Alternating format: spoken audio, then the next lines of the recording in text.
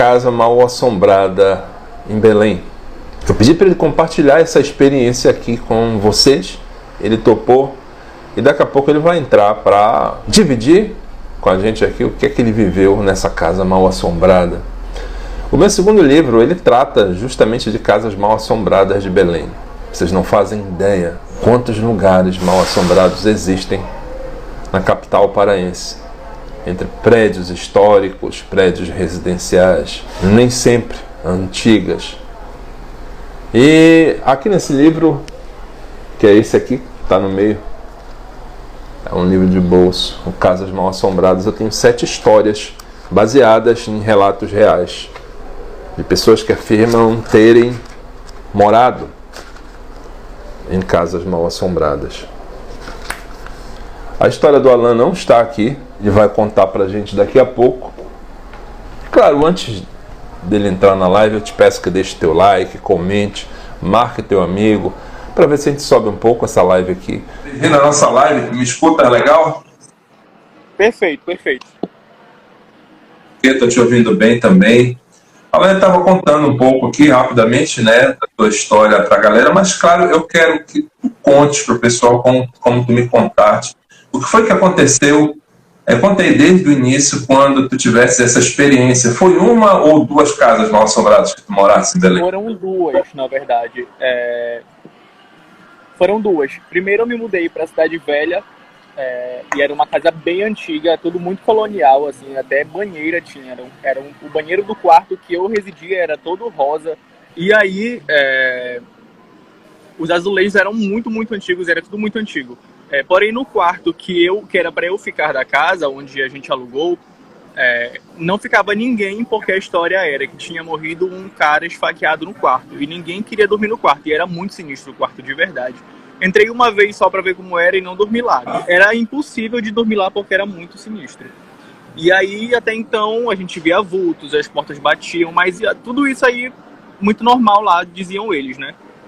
E aí, depois de um tempo, eu me mudei para a Cidade Velha, ali próximo ao líder, para Nazaré, ali próximo ao líder da Conselheiro. Me mudei para lá, e aí lá que aconteciam as coisas sinistras. Depois de um tempo que eu cheguei, chegou um rapaz de Castanhal também. E aí, na primeira noite que ele dormiu no quarto, eram beliches, né? Eram 3 beliches, e aí ele falou que ele viu uma sombra preta olhando para a beliche que eu estava e mais um rapaz que dormia comigo. Eu dormia em cima e ele dormia embaixo. E aí ele disse que viu essa sombra preta muito grande olhando pra gente. Só que, enfim, ainda não tinha presenciado nada, eu particularmente não tinha presenciado nada. E aí passou esse dia, eu acho que passaram uns 2, 3 dias, a gente estava na sala. Eu estava no quarto em cima, no 3º piso, e eles estavam todos na sala. E aí meu amigo subiu e perguntou, o que é que tu queres? Aí eu falei, não quero nada. E ele falou, não, porque a gente ouviu tu chamar a gente ouviu tu me chamar. O Marlos, era Marlos, Marlos o nome dele. Aí eu falei, não chamei. Ele falou, não, você chamou. E ele, mais 3 pessoas que estavam na sala, afirmaram que ouviram a minha voz. E a sala era no 1º piso e o quarto no 3º. E é humanamente impossível alguém chamar e não ouvir, né? E ouvir lá do quarto, melhor dizendo. E aí todo mundo se reuniu no quarto muito assustado, porque isso nunca tinha acontecido. Todos ficaram assustados. E aí foi uma sequência de acontecimentos. Na noite seguinte, eu estava no quarto com mais um amigo, lendo uma apostila de treinamento do trabalho. Eu trabalhava nessa época no Parque Shopping.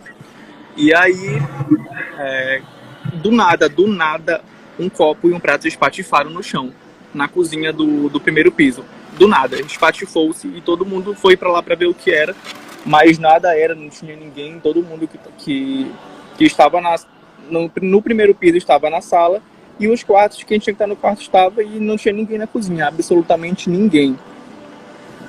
E aí fomos para fora da casa, né? E muito assustados, claro, fomos para a esquina da casa, porque a gente não estava acostumado, ninguém estava acostumado a ver isso. Eu mesmo nunca tinha presenciado uma coisa dessa. E aí fomos para a esquina e esperamos o tempo passar para poder ir dormir, né? Porque a gente tinha que dormir para ir estudar, trabalhar, mas foi bem assustador esse dia. E o ápice que me fez me mudar dessa casa foi uma tarde que eu estava de folga, era um domingo, por volta de umas 14 horas. E do nada, no corredor que eu estava no quarto, bem na porta do nosso quarto, o copo estourou na parede, da parede para o chão, como se tivesse batido na parede e ido para o chão. Só que humanamente, de novo, impossível, porque não tinha cozinha, né, no nosso piso, não tinha cozinha no terceiro andar, não tinha apoiador de copo, não tinha armário, não tinha nada. A cozinha era no primeiro piso e era um copo de extrato de tomate, aqueles pequenos assim. E aí foi o estopim para eu ficar muito assustado a ponto de não querer ficar lá. Fora que a energia era muito pesada da casa, né? Tinham muitas brigas, todo mundo discutia muito, brigava muito, ninguém se entendia muito bem. E eu acredito que nessa questão de energia mesmo, assim, de energia pesada, a gente sentia o ar pesado lá dentro, comprimido lá dentro da casa. E aí depois, conversando com os vizinhos, eles falaram que tinha uma moça lá que morreu muito jovem e que ela também aparecia lá. E que inclusive outras pessoas já viram também essa moça lá, que eu nunca vi, mas outras pessoas já viram. E a sensação de sempre também estar sendo vigiado. Certo dia eu fui para uma festa e cheguei de madrugada. A sensação de estar sendo vigiado na casa era muito grande, tanto que a gente passava muito rápido pelos corredores para subir logo para chegar no quarto, porque era bem assustador. E é isso. Essa casa, não precisa tu dar um endereço, claro, mas essa casa, ela fica exatamente em que rua? E é uma casa antiga? É uma casa nova? Não, ela é uma casa bem antiga, só que como ela é uma espécie de república de estudantes, ela vai sendo reformada com o passar do tempo, né? Vão sendo construídos quartos, tudo mais. República, então? É, uma república de estudantes, basicamente. Então passa muita gente por lá. E fora que, assim, lugares assim são esponjas, né? A energia, ela fica ali.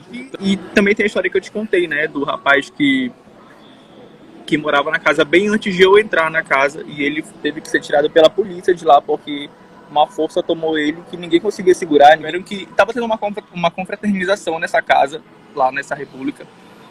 E aí tinha tipo uma espécie de térreo, de laje. Era uma laje. Tipo uma espécie de varanda aberta no terceiro piso.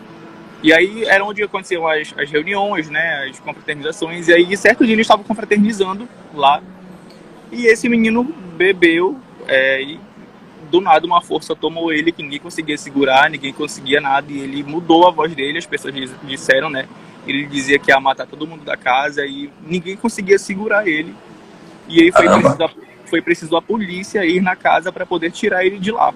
E depois desse dia ele nunca mais voltou na casa. Ele foi embora da casa e ninguém sabe o paradeiro dele. Ele deve estar bem hoje em dia, mas na casa ele nunca está. Então essa casa, ela influenciava muito no nosso dia. Assim. Eu vivia muito cansado. Eu ia pro trabalho muito cansado e chegava a chorar às vezes no trabalho mesmo, assim, de uma coisa que eu não sei te explicar. E em outros lugares eu não sinto isso. Na casa que eu moro hoje eu não sinto. Pra casa que eu fui depois disso eu não sentia isso. Mas lá era muito sinistro mesmo.